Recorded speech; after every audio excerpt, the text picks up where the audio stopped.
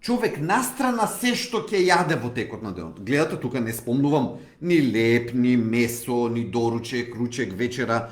Овие 4 производи може да ни дојдат како екстра на се друго што јадеме, пиеме. А, една лажица масло, една лажица путер, 100 грама сирење што ги спомнав и една чаша сок заедно прават околу 700 калории. И сега за да ви доближам колку треба, што треба да направиме за да ги истрошиме. Оти овие се ништо. Човек може многу лесно да ги внесе во текот на денот и да не е свесен. За да ги истроши во просек, овие се сега нели нормално во просек пресметки, ви требаат 3,5 часа пешачење.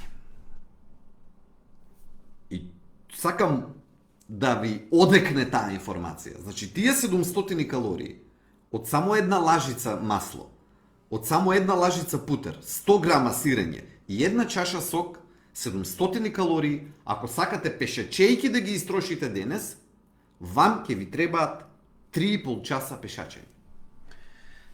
И ја гледаме ли сега ситуацијата зошто сите полесно сме на работ да се поправиме, одошто не. Зошто е сега толку лесно поправањето, мислам дека на овој начин станува многу појасно.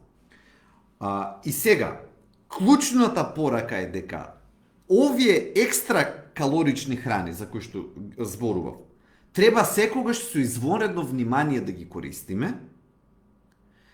Под А, под Б, колку што е можно повеќе да внесуваме нискокалорична храна, но висока на нутритивна вредност. Овошје, зеленчук, мешунки, грав, грашок, леќа, боранија. Зошто? Заради тоа што просто е, ако не ја внесуваме ниско калоричната храна, ќе ја внесеме висококалоричната храна. Ние, желудникот има наш толкав капацитет даден. Тоа е тој. И ние ако избрзаме и го наполниме со нискокалорична храна, веројатноста е дека ќе нема место, просто физички, и екстра за висококалоричната храна. Има и некои храни на кои што особено треба да пазиме. Например, 100 грама помфрит, 300 калории. 100 грама чипс, 540-550 калории.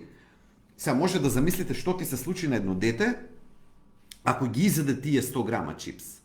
Дека тие 500 калории му доаѓаат екстра на се друго што го јадело во текот на денот.